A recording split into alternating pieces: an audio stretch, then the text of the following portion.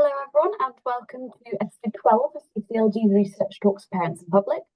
I'm Ellie Ellicott and my job is to share research with our supporters. So starting with some housekeeping, we'll be holding a Q&A session at the end of the talk, so please do submit your questions whenever you think of one using the Q&A function at the bottom of your screen. If you'd like to use the chat function, please make sure you've set the to drop down to everyone or people may not see your message. The webinar is being recorded and will be available publicly on our YouTube channel. We'll send out the link when it's ready to watch, which is likely to be next week. So this month's talk is called What is Cancer Care Like for Teenagers and Young Adults? By Jo Stark. So Jo is CCLG's new chief nurse and previously worked as a clinical nurse specialist in the Teenage Cancer Trust Unit at Southampton. She has 15 years experience in caring for teenagers and young adults and is passionate about helping people through their cancer diagnosis and treatment. So without any further ado, I'm going to hand over to Jo. Thank you very much, Ellie. Good evening, and thank you so much for joining. This is all a bit new for me. So my background, as Ellie just briefly said, I am a paediatric nurse by background, and for the past 15.5 years, I have worked as a clinical nurse specialist in the teenage and young adult team at Southampton, so based in the Principal Treatment Centre for the Wessex region. So I supported young people between the ages of 16 and 24 who were going through their cancer treatment. So Ellie very kindly asked me to get involved and if I would do this webinar this evening. And it's really to sort of help to start looking at what is the differences between young adult cancer care and why there are specialist units. So I've done this presentation and I've redone it and I've looked at it in different ways. So my background is mostly in sort of presenting to professionals and other doctors, nurses and professionals working in cancer care. So I've tried to look at it from perspectives of what might be useful for professionals, what's useful as a young person if you're going through treatment, and for parents and families managing those changes. So I am now going to attempt to share my screen and hopefully you will be able to see this all okay. Hopefully this will give you an idea of what to expect or how teenage and young adult care works and why it is a thing. So if we move on to the next one, Ellie. So what is TOA cancer care like and why do we have it? Young people are different from young children and older adults. They have very specific needs and it's a real key time in their life and development. They are developing a greater sense of independence, they're building stronger relationships and peer support groups outside of the internal family unit that they have grown up in. They might be leaving home and going to university, they might be starting in new careers, they might be going off travelling. They're also just trying to navigate and understand their emotional and psychological changes and their physical changes at this time of life. So having a cancer diagnosis during this age group can be absolutely devastating, and it is for any age, but especially for young people going through all of the other differences and developments in their life that they're going through. Having a cancer diagnosis thrown on top of all that can just really make it just so much to cope with. It can bring isolation, it can bring fear, not understanding past experience and understanding of cancers, what that might mean to them. A loss of independence and a loss of friends and peer support. A lot of patients I work with often would talk about how they'd lost friendship groups. They had lots of support to begin with, lots of people emailing them and messaging them on Facebook, and all of a sudden over the period of their treatment that sort of dwindled and they lost those friendships, and that's really hard for them to deal with. And they're also facing treatments with life-altering consequences. At 18, 19, 20, they may have thought about whether they want a family, but it might not be something that's really key at that time. But all of a sudden they're being faced with questions of, do you want children? The treatment you have might cause infertility. There may be things that can be done, there may not be. So all of a sudden they're having to face all these huge life-altering questions and trying to understand and deal with all of that. So TOA units provide age-appropriate facilities. They're units where young people are looked after with other young people of the similar age who understand what's going on and understand how difficult things are. They're looked after by staff who understand their specific needs and can help support and advocate for them throughout their treatment and beyond. So really understand what they need and that extra support. Thank you, Ellie. So first thing I looked at was thinking, what's important to know? So who will look after you when you come into adult and TYA services. So most TYA units will sit within adult cancer care services. So adult consultants and adult specialist teams will be the teams that will be looking after and managing the treatment and the treatment protocols and the care that patients receive. Within adult services, there is a site-specific team for each cancer site. So, for example, there will be a lymphoma team, sarcoma team, breast care team, urology, neuro-oncology.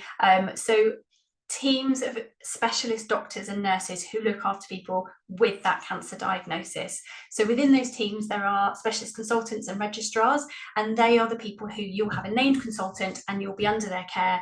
They will prescribe the treatment and will be involved in making treatment plans and decisions.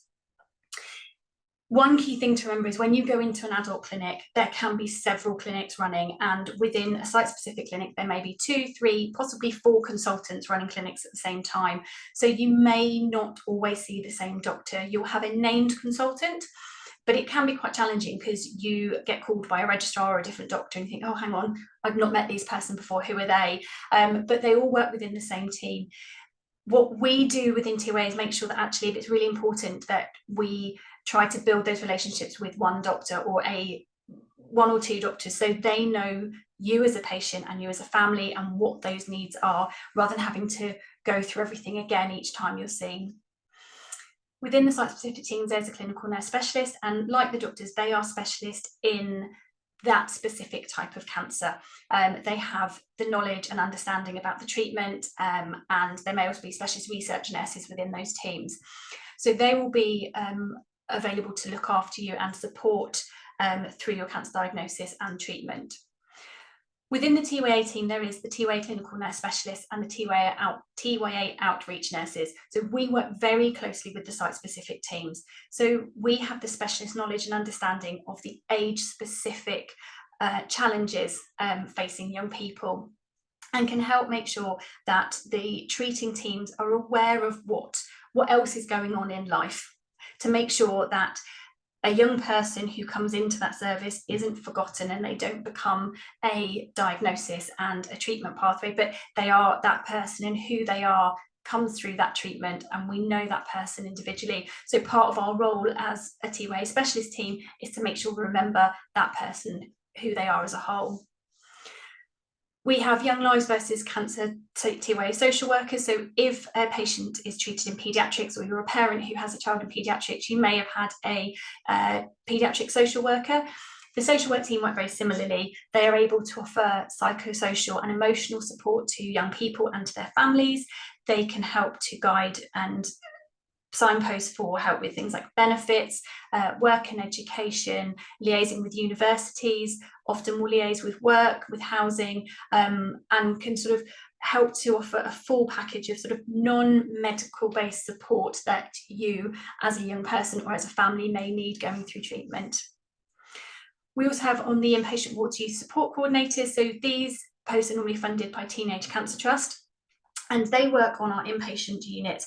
And for Southampton, our TYA youth support coordinators would see patients on the paediatric ward, so from 13 right through to 24. They'll help with distraction techniques. We'll be able to see patients when they're in outpatients having treatment.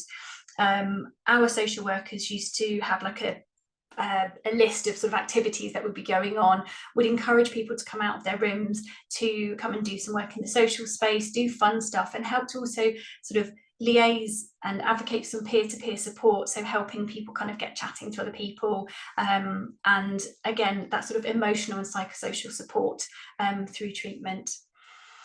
Other specialist teams that people might see during their treatment and on the TYA unit will include dietitians, physios, occupational therapists, and doctors and nurses from other specialities that might need to support a young patient during their treatment. So as you can see, there's quite a large amount of people who are involved. So you have the site-specific adult teams, and then you have the specialist TYA teams. But please rest assured there is a lot of communication, a lot of joint working between those teams to make it as smooth and supportive a service as we can. Thank you, Ellie. So what's different? If you are a parent and a young person who are coming from paediatrics. So it might be that you're transitioning from paediatric services into the adult TYA service, or it could be that you've a patient who is new and not really have much to do with healthcare and, you know, are facing this huge challenge and massive information. So adult services, as you possibly have noticed, it's big, it's busy. The numbers of patients are much bigger, the teams are bigger, there's lots more people involved, and it can become quite daunting. You're faced with all this information. Who do I contact? Do I contact my site-specific team? Do I contact TYA team? What goes on? So part of the TYA services role is to try and help navigate those challenges. So I used to say to patients, if you think of us as sort of as a big umbrella, and if you're not sure who to contact or who to ask for a certain thing, you can always just ping us a text or give us a call, and we can help to navigate and negotiate and filter out where you need to go and who you need to contact. So part of the role of the TYA service is to help navigate that quite challenging sort of environment. I came from paediatrics, so when I came into TYA and adults, I remember standing there just being slightly blown away, and I was thinking, oh my goodness, as a professional, this is how I feel. I can't imagine how it must feel for a patient to be sort of faced with this enormity. Information and the focus during appointments will be more directed towards the patient. In adult services, the focus for the consultations and the information which is given is directly to the patient. For parents who have transitioned into TYA service, into adult care, I have had quite a few conversations with parents who found that quite difficult, and felt that sometimes they were being pushed out, that they weren't always being included in consultations. So part of the role again of the TYA service to help navigate that and be that bridge between the two services, and to make sure that parents and carers feel that they are still able to ask questions and be part of that care, and also to ensure that for young people they don't just feel they have to all of a sudden take this information. It's okay to say, I don't know, talk to mum, that's fine. And that's sometimes how it works. And part of, I was always very passionate, making sure that who we were talking to, where that information was going, was to the right place, whether that be directly to the patient or going to family, or, you know, to a parent or a carer. That's really important. And that's part of the TYA service, is to make sure that we've got the right pathway and communication networks for you. Patients being seen without parents, again, this was something that used to come up for parents that had transitioned from paediatrics. That was quite a strange experience, by being asked to sort of step out of the room, or saying to a young person, is there anything you'd like to talk to us about on your own? And for young people, they often went, no, don't think so. And it wasn't ever to try and catch them out, but it just meant they had the opportunity to maybe ask questions about things. And sometimes we have to ask questions about quite personal matters, and they don't always want parents to know. And I think when you think back to when I remember being in my late teens thinking, oh God, if my parents ever knew that, I would just not want them to know, I'd die. So it's giving them that opportunity to ask those questions that you wouldn't normally speak about in front of your parents. Communication is directly to the patient. So that can be about appointments, texting, phone calls. It's often directed directly to the young person. And also, we will always check with our young people that they're happy for their health information to be shared with parents. Again, in adults, it's standard that the information is the patient's, and it's always important for us as professionals to build relationships with young people so they feel they can trust us. And I have been in situations where I may have a family member or a parent who's called and said, oh, do you have those results? Could we have those results? But actually, it's really important that you remember that for a young person, it's their information, and we have to make sure that they get that first. So again, part of the TYA CNS role was very much about that negotiation and explaining why that's important, and helping to sort of navigate through that change. And unfortunately, having procedures like general anaesthetics, this is much more sort of focused on patients who transition into TYA from paediatrics. Often things like line insertions and removals, intrathecal chemotherapies, bone marrow procedures will often in adult care be done under local anaesthetic to the area and using gas and air enterox and distraction. The reason being is there is not the facilities and teams to be able to have a theatre space and anaesthetics for those procedures. I put that in because actually for many of our transition patients, that was quite a big thing. That was quite scary. They're coming to this new place, to new people, and now you're asking me to do this. And it was something that we had a mix of responses. Some people were like, yep, that's okay. And some we just said, no, I can't do it. And we do find ways to get around that, and we, can use different ways. And if it really isn't possible to do, we can find a way to do procedures with anaesthetics. But with preparation and good communication, we've actually really successfully sort of overcome that challenge for a lot of our young people. Thank you, Ellie. So how can we as professionals support young people and your family? Good communication is so important. Honest, open communication is one thing that I cannot say enough for. I did lots of teaching and support with professionals about how we communicate with young people and why that is so important. Making sure that young people are heard, that they understand what is being told to them.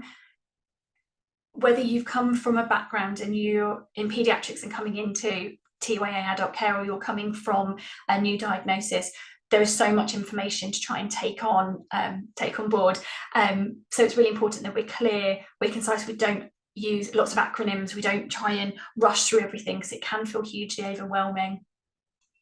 I think for professionals, it's important that they are aware that the young person in the family may not share the same views as the clinician, and the priorities for that young person might be different. I remember clinics where patients have received their diagnosis, have got lots of information, and then somebody used the word, it's only 3 months, just 3 months of treatment, and it's like, actually for a young person, 3 months is a huge amount of time. And it's really important not to brush aside how big an impact, whether it be a week, 2 weeks, 3 months, a year plus of treatment, the impact is massive. And I will just share some story. I remember as a patient talking to me about if I went to a festival and I know the doctor said I shouldn't, what would happen? And actually, I felt quite privileged that that young person felt able to ask me that question. So I was able to explain what the risks were, if it was something we really wanted to do, how we could try and do that safely. But then again, I then took that away and I got their permission. I spoke to their consultant and said, this is what they're wanting to do. And actually, as a team, we managed to make that happen for that young person. It was really important. And yes, it possibly wasn't the best thing for them to do, but we did it in the safest way. They had a phenomenal time and actually really helped to build that respect and their respect towards that doctor, that they actually felt they were listened to, and actually they actually cared about what was important to them. We need to make sure that the team will always spend time with you to explain treatments and procedures. Like I said before, so much information is given. Part of the TYA service, as a nurse, I would go along to appointments with patients and be able to spend some time afterwards with patients and their families, just making sure, checking in that they'd understood what the information they'd been given, had they had those questions answered, and also often would just check in with a quick text and say, hi, just checking in with you, after appointment yesterday, did it make sense? Have you got any other questions? So part of the TYA service, again, is that bridging between the adult specialist teams that have to give you that information, and maybe not in a rush way, but can feel a bit quick because they've got such a huge amount of people to get through, but actually bridging that sort of bit in between, and being able to go back to doctors and the team, say, oh, this wasn't quite understood, can you just explain it to me so I can help them understand. Like I've said, we make time to be able for patients to be seeing doctors and nurses alone and support family with kind of adapting to that. And also with professionals, are very mindful about the language that they use and how things can be misinterpreted. So certain words that might be said or the way in which something is said, I think it's really important, like I said at the beginning, it's that open, honest communication, being clear and being open about things, trying not to use acronyms or big language. And again, part of the role of the TYA team is to sort of try and make sure that the information is given in a way that makes sense, is clear and is understood. So again, it's that bridging. that bridging bit in between. Thank you, Ellie. So this bit is about transitioning from paediatrics. I, in my last sort of couple of years in my old role, did a lot in the team between the TYA service and the paediatric service about how we approach transition. So the first thing was about how do we introduce a new team. If you're a family that has been within paediatric care for a long time, you feel safe, you feel secure, you know your treating team, you know the nurses, you know the numbers to call, you know who to speak to. All of a sudden you're being told you're going into this new service who don't know you, and you think, oh my goodness, you know, there's so much I need to know. So introducing the new team early on. So we did it in Southampton with the fact that I would be contacted by the specialist nurses on the paediatric ward to say, we have a young person, we're starting to think about transition, would you be able to come and have a catch up with us and have a chat through things? So we would have an initial conversation, find out, you know, a bit about the treatment, what's happened so far, you know, about the patient, and then would make a time to come and see them with their family and sort of introduce the team, introduce what TYA care is like, you know, why do you need to move, what's going to be different, and understanding the patient and family's concerns and worries. I would always try to do this in a place that they knew. So I would always, more often than not, go up to the paediatric unit. So meet them in a clinic or in the daycare setting, or if they're an inpatient, again, see them somewhere that felt familiar and they felt safe and secure. We tried to ideally have a joint consultation between the adult consultant and the paediatric consultant. So again, we would try and do this in the paediatric setting. So the adult doctor would come to the paediatric clinic to meet the family and the patient, and it just helped to really demonstrate that joint working and show that sort of we are talking, we are open and honest, and you know, we are doing this in a very joint, careful way. And introducing the new environment before transition happened, I would often meet patients on the paediatric ward and then would arrange a time for them to come down to the TYA unit to have a look around. They are quite different. The aim of the units is they don't look like a hospital. They're much more colourful. They're a bit more homely feeling. The unit at Southampton was designed with young people, so they were very vocal in what they did and didn't like, and I think it made a big difference. And it was amazing. Some of the comments from young people were like, oh, it feels amazing, it doesn't feel babyish anymore, there's no, you know, there's not lots of babies screaming, and there's sort of, we had a big social space with a pool table, so we'd take families and the patients down to see that area, and also sometimes we'd even take them across to the outpatient clinic, because like I said before, as a professional, I remember walking into those first clinics and just being faced with this sea of people, some looking quite unwell, some much older with a lot of other needs, and it can be quite an overwhelming experience. So again, seeing that environment in a calm, planned manner can help in that kind of, what's it going to be like when I first come into this appointment, and just spending time with sort of explaining, yes, it can seem really busy and patients are coming in and being taken into places and you've been here for much longer, but explaining that actually there can be 2, 3, sometimes 4 different specialist clinics running in an outpatient department at one time, so that it feels like you've been sat there and people have been in and out. It's not that they're not seeing the same doctor as you. So it just really helped in kind of experiencing that before that initial step into that clinic. Thank you. So what might be worrying you? If you're a young person who's just had a diagnosis and you're coming into cancer care, absolutely you're going to feel totally overwhelmed, completely at a loss, just trying to kind of get your head around all of the information you've had. It's like I say to people, with a new diagnosis, it can feel like you've been thrown into a washing machine, put on spin cycle, taken out, and then someone goes, is that okay? Do you have any questions? And you stood there thinking, I don't even know what my name is anymore. So sometimes I put here maybe having too much or feeling a lack of communication. Sometimes people can feel quite overwhelmed with all the information they have. And sometimes if you're transitioning from paediatrics, it can feel like you haven't got enough information. So managing that and being able to have conversations with people. Within TYA services, we try to meet patients as early as we can, as close to their diagnosis, sometimes prior to diagnosis if it's either very likely, or we would go and see patients, say, this is who we are, we don't know the situation yet, but we support young people who are going through potential diagnosis. If it doesn't turn out to be cancer, that's, you know, that's really good, but we can support you, you know, wherever this goes. And I think that really helped, again, having that sort of one solid, consistent person who was there from that beginning, throughout, and afterwards, and that was really important.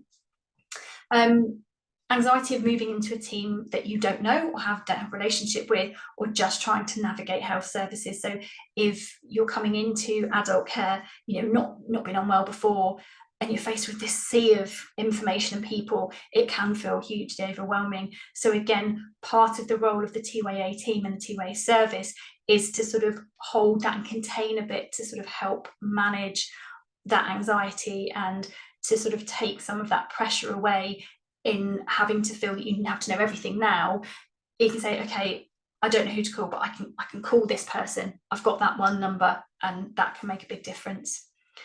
Being in unfamiliar environments and being in a ward with older patients, the TYA units have made such a difference. And when I started in my job in Southampton, we didn't have a unit, so our patients were on adult wards, and lots of patients found that really, really challenging, being on a bay with much older adults, sometimes patients who may have dementia, or be crying out at night and feeling that they should be helping them, and not really knowing what to do. And other reports have was patients saying, oh, I really wish they wouldn't sort of give me that pity look, and oh, it's terrible. You know, a lot of our young people said, I know this is awful, and I just want to get on and focus on my treatment and be positive. So it was really interesting, probably things that I hadn't even thought of until I sort of came into that environment. So it can be quite scary, but the units make a big difference. You know, people feel safe. They've got other young people around them, people that just get them. And some of the conversations that I've listened to in the daycare unit were, wow, outstanding. I used to just listen and be blown away by what they would talk about, and the support they gave each other was just brilliant. So the units are really, really, really key to that. And of course, it's a hugely emotive time for everybody, whether that be you're transitioning from a team in paediatrics that you know really well and feel hugely safe with, or you have recently had a diagnosis and you're just starting treatment. You know, there's going to be emotions everywhere. But again, the team within a TYA service aims to help guide and navigate and manage that with you and support you. And again, like I said, we are consistent wherever a young person is being treated, whether that be in the TYA unit, whether they're having surgery on an adult ward, whether they're having radiotherapy. We would always take the service to that young person. So there is that support, there is that age appropriate speciality that goes around wherever is needed. And we all support patients, like I say, from that beginning point through treatment and beyond.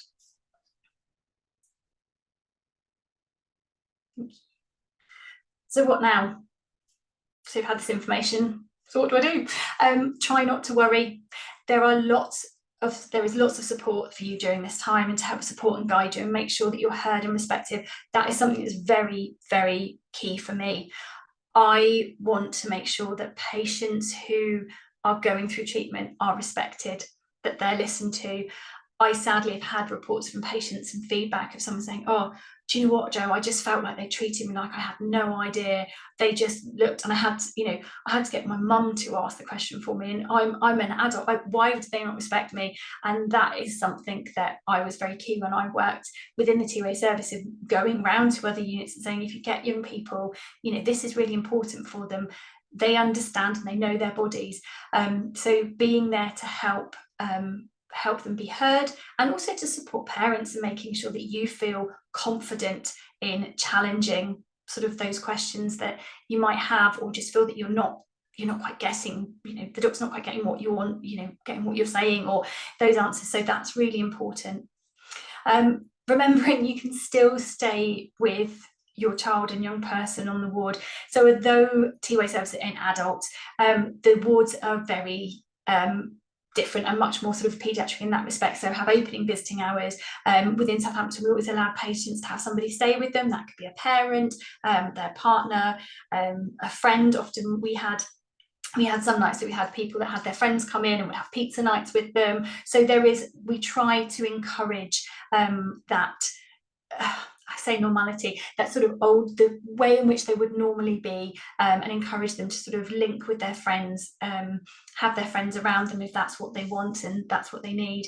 And also just to reassure patients, nothing really happens on a TOA ward till about sort of 10 o'clock onwards. We don't have ward rounds at sort of 7, 8 o'clock. I'd go in the morning at sort of 8 to get handed. I'm like, oh, it's very dark, isn't it? And there was like no lights would be on. There'd be signs on the door saying, I don't want breakfast. Please don't ask me if I want a cup of tea. So we try to give a bit of control back and say to the patient, you know, what time would you like to be woken up? Is there, you know, if we have to do something at set time, we have to, but trying to negotiate that with patients. And also sort of outpatient appointments, part of what we try and do is negotiate, you know, what time's that appointment? Is there a better day for you? Can we adapt anything to make things easier to manage and to sort of encourage, you know, whether patients want to stay at university, want to keep going to work, how can we navigate that and negotiate? There's lots of work that goes in the background between medical and nursing teams. So this is specifically if you're transitioning from paediatrics to adults. I've had lots of people say, do you actually have anything? Have you been told anything? There is lots of letters, lots of phone calls, lots of emails, lots of things that happen in the background before patients are transitioned. So we know what is needed, any key facts or important things for patients and families, and ways that we can work to make it easier. And I've just put on the bottom there, you can have a look at the Teenage Cancer Trust website and see what the units look like. I think sometimes that can be quite a shock to people, actually what they do look like.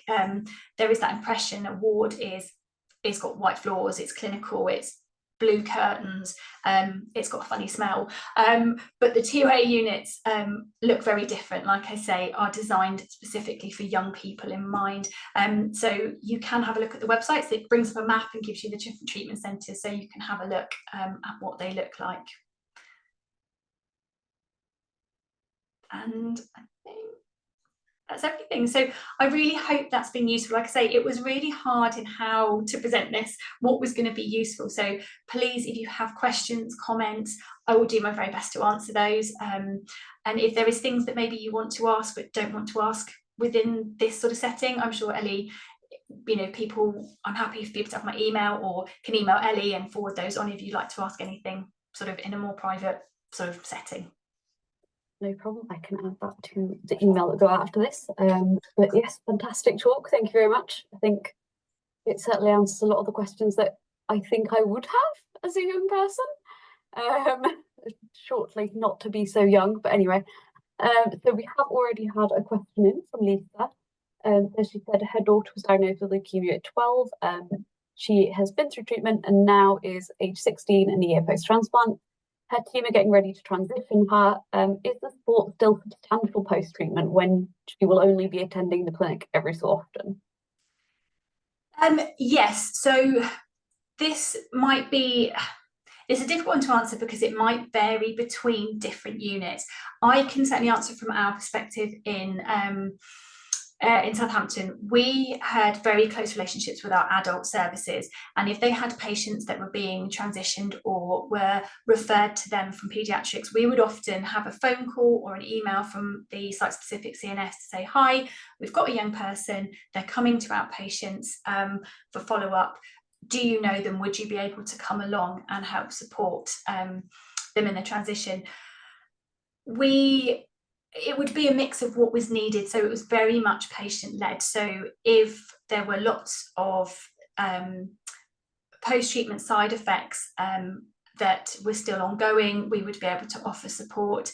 And we had, I mean, I can remember we had a young patient who was transitioned. We hadn't supported, they were treated a bit like your daughter in paediatrics and then came into adults, but actually had some real age-specific needs, emotional and psychological needs that we were able to meet and support the team. So they very much focused on the medical side of their treatment and after treatment, and we were able to help support in a psychosocial and emotional support side of things to help manage that. So it's important, it might be worth asking your paediatric team about the TOA service that's available, and they would be able to highlight this to the team that you're transitioning into, and they would hopefully be able to link up for you. Okay, so I'll ask a question while we wait for some more to come in. So I was going to ask, so do all young patients need inpatient care, and is it usual to be on a ward compared to in individual rooms? There is a mixture. So some treatments have to be given as an inpatient, and there is lots of work ongoing about ambulatory care and trying to look at how we can move, if treatments can be moved into an outpatient setting. But for majority of units in TYA will be individual rooms. If for a reason, for example, there isn't enough, we have got no bed capacity and their patients are then placed onto an adult ward, we would always try to prioritise the younger end of patients, so the 16, sort of 16, 17, 18-year-old patients, purely because actually it's quite, at 16, 17, being on an adult ward can be really challenging. But if there is absolutely no way that we can facilitate a ward or an area in a room in the TYA ward, we would always liaise with our bed managers and would try to make sure that that young person had a side room, that they understood the need for them to have somebody stay with them, and would always make the priority to transfer down as soon as we could. So there are treatments that we have to give as an inpatient, and for our TYA unit was individual rooms with space for a patient to have a parent or a partner or family member stay with them. But if the challenge we had was often if patients had to go to surgery as part of their treatment and were on a busy surgical ward, there quite often were times when they would be on a big ward in an open bay, and that was really hard. So we would try to meet with the matrons or the senior staff on the surgical ward where they would be going to have a conversation about what their needs might be, discussing about open access for visiting. Obviously in adults they're still very much 2 till 4, and then 6 till 8 is visiting time, and there's a time that you can't have anyone in for protected meal times, which is how things work. And because obviously the pace and the busyness of wards, but we would do a lot of negotiation and liaising with wards to try and prepare them for what a young person might need and how they could support them. It sounds like you're very busy. There were times it was like, I don't know, oh yeah, we met a lot of people. Okay, so I'm going to ask another question, but if anyone has any more questions, please do drop them in. Doesn't matter if it's an easy one, we just like questions. So another question for you, Jo. So TYA discipline is somewhat, I think, a newer thing than adult or childhood care. In some ways, do you think that's a benefit in that you've been able to make these wards and the teenage specific care like a lot more relevant than if it was decided however many years ago? Oh, that's an interesting question. I think it has made a difference because we have been able to design wards with young people. I certainly, in the 15 years that I was at Southampton, saw a huge shift in the understanding of professionals about what the need is for young people and why they need a specialist unit and why they need specialist support. I remember at the beginning of my career when I started in TYA care, going in and meeting nurses and them saying, well, what are you going to do? That's my job. I do this. And I remember feeling like, so I was able to demonstrate through practice actually what the importance was. So why these young people needed extra time, what support we could offer, and what additional support and care that we gave. So it wasn't replacing what was being done, it was enhancing what was being done, but also, like I mentioned in my talk, being able to negotiate with doctors rather than just saying a blanket no, they can't do that. And you're like, probably going to do it and do it really unsafely. So actually, let's just take a few steps back. And I think where it being newer and being able to design those units and actually make them very young person specific has helped. But I certainly have seen the improvement and understanding from a professional perspective about why these young people need specialist units need that additional support, and actually the huge benefits. And so many of my colleagues even reported that, and we got to the point that we had teams, head and neck specialists would phone us like, we've got a new young person, can you come down? Because they would get so few, but they saw that huge benefit and actually how it improved the experience for the patient, for the family, and also for the service and for them as well. They really felt it made a difference, and they felt they were giving a complete whole service. I mean, just from hearing you talk about it, you can really tell, well, firstly, the passion, but also just how valuable that work is. Like, I can imagine it does make a huge, huge difference. So we've not had any more questions. So unless there's anything you want to add, I think I'll read my little end bit, unless you want to say anything.